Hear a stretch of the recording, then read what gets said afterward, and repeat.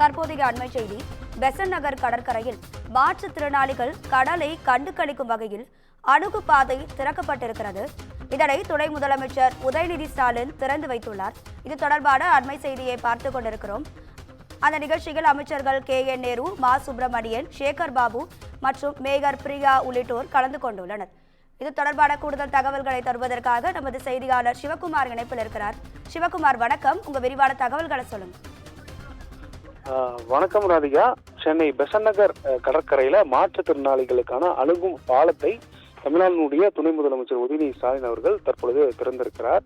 அதாவது அடையாறு மண்டலம் பெசன்ட் நகர் கடற்கரை எலிவேட் கடற்கரையில் அமைந்துள்ள காரல் ஸ்மித் நினைவு சின்னம் அருகில் மாற்றுத்திறனாளிகள் கடலை கண்டு கழிக்கும் வகையில சுமார் 1.61 கோடி மதிப்பீட்டில அணுகு பாதையினை கடந்த நாட்களாக கட்டப்பட்டு வந்தன. இந்த அணுகுபாலை தற்பொழுது கட்டு முழுவதுமாக முடிக்கப்பட்டிருந்த நிலையில அதனை தற்பொழுது துணை முதலமைச்சர் உதயநிதி ஸ்டாலின் அவர்கள் திறந்து வைத்திருக்கிறார், ரிப்பன் வெட்டி திறந்து வைத்திருக்கிறார். இந்த நிகழ்ச்சியில நகராட்சி நிர்வாகத்துறை அமைச்சர் KN நேரு மற்றும் மக்கள் நல்வாழ்வுத்துறை அமைச்சர் மா சுப்பிரமணியன், மேற்கொண்டு இந்து சமய அறநிலையத்துறை அமைச்சர் சேகர் பாபு உள்ளிட்ட அமைச்சர்கள் கலந்து கொண்டு இந்த நிகழ்ச்சியில உடன் இந்த பாதையினை திறந்து வைத்திருக்கிறார்கள்.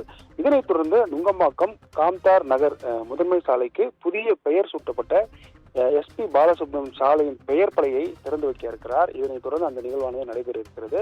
தற்போதைய நிலவரத்தை பொறுத்த வரைக்கும் சென்னை பெசன்ட் நகர் கடற்கரையில மாற்றுத்திறனாளிகள் பயன்பெறும் வகையில இந்த கடற்கரையை கண்டு ரசிக்கும் வகையிலான அணுகு பாலத்தை தமிழ்நாட்டினுடைய துணை முதலமைச்சர் உதயநிதி ஸ்டாலின் அவர்கள் தற்போது திறந்து வைத்திருக்கிறார்.